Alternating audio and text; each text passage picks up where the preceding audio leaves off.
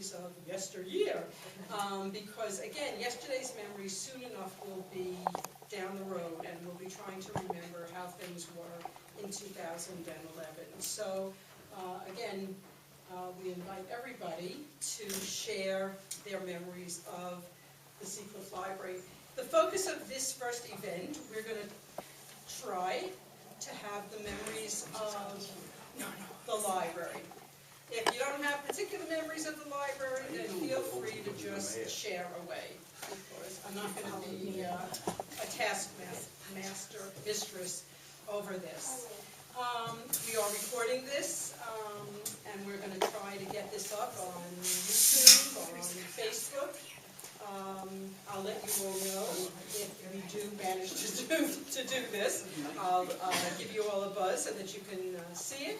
There are refreshments back there supplied by the Friends of the Seacliff Library, so help yourself to that. And without further ado, when we started thinking about this program, we said, well, who could be the host? And there was only one answer to that question. Right? Right. So without any further ado, Seacliff's own John Cannon.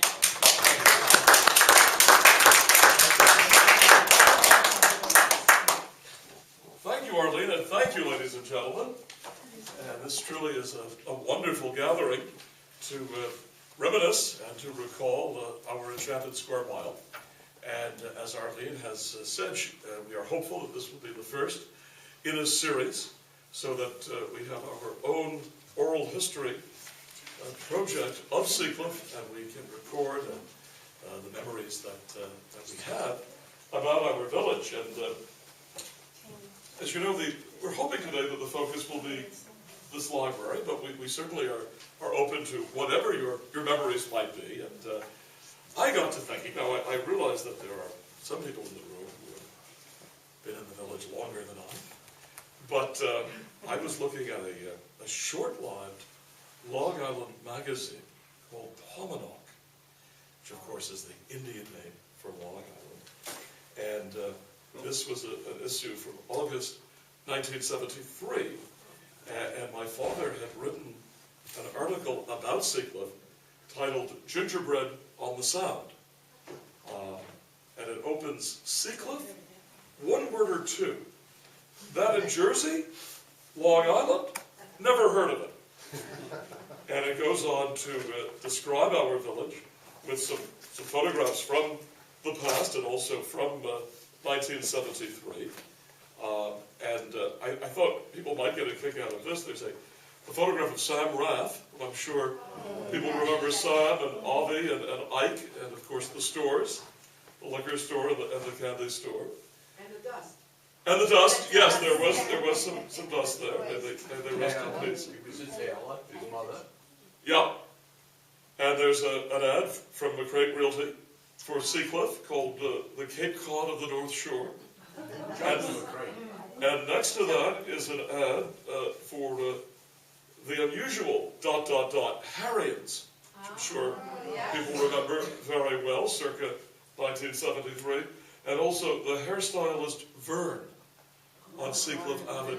Do people remember Vern? So it's a marvelous piece, and it got me thinking, because I remember the day my dad was working on the stories with a photographer who later went on to Newsday. He was doing some freelance work, and they were taking photographs of the village. And it was a hot summer's day, and we walked up and down Seacliff Avenue and met with, shop owners and other residents and talked about the village. And then I was thinking, okay, what was I doing in 1973? Well, I was about 10 years of age, and some of the things that I remember. Well, towards the end of the school year at Seacliff School, and I'm sure some of the folks here will remember this, we would have field day, which I suspect they still do. And we'd march over to Clifton Park and engage in tug of war and, throwing the baseball, the basketball, road races, etc. It was always a highlight of the year. It was about a week before school would end, and the whole school would be out there. And it was a great mingling of the school and the community. And of course, around that same time, I was involved in the Seacliff Little League and enjoying and playing on that diamond down at Glen Avenue, Glen and Locust, and the wonderful activity that was and still is, and I think the opening day parade is, Mr. Mayor, if I'm not mistaken, on April 9. So in a couple of weeks they'll be doing it again. And then, of course, the summer season, used to love walking from my house down on 18th Avenue, past Memorial Park and go down to Bathway Steps and then walk down to the pavilion and spending the summer days there. The pavilion had burned down at that point, so it was just a little shack, and Coach Metzger had his little hot dog and hamburger stand there, and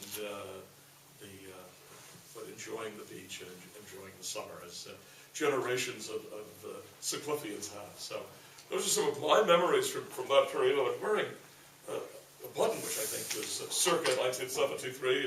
The Civic Association, if I'm not mistaken, was selling them, and it says, "I love Seacliff," and I truly do love Seacliff. What an enchanted square mile in which we live in.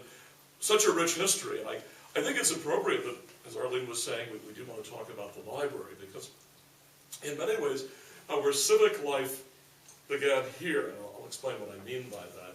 Of course, Seacliff was founded as a Methodist campground, and as I think most people know, this was the Methodist Church and the center of a great deal of activity. And later, of course, around 1969, 1970, the village bought the building.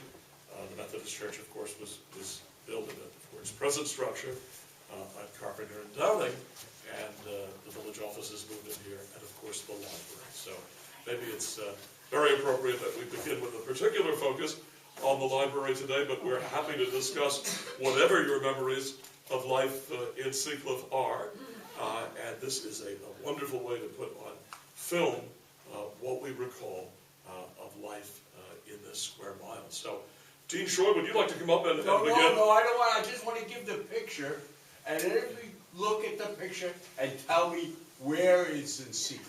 Okay, if I may take that. Yeah. Thank you, Ralph. We love that picture.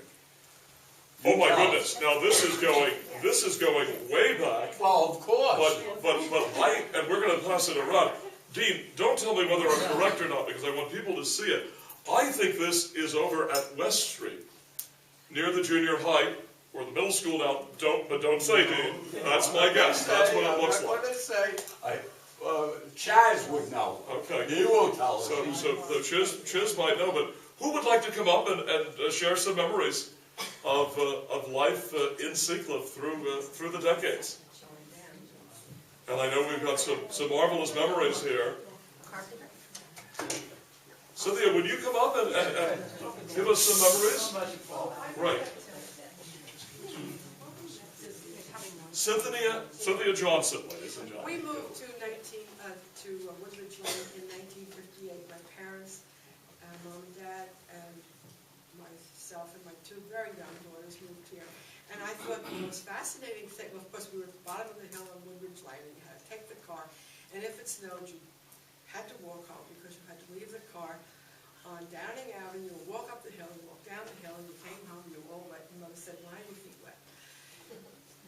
But the most interesting thing about the library, we had grown up always going to a library, and coming to Seacliff, we loved going to the library because it was fascinating. You didn't need a library card. Miss Murback, with her little fund and her glasses and always smiling, there was a box and it had your name in it alphabetically, and the library had your card all the time. And I thought that was just plain wonderful. That was something I just thought that was great. We lived in this little community. So here we are. Oh, that's great, Cynthia. Oh, my dad subsequently went on, Dad was a banker.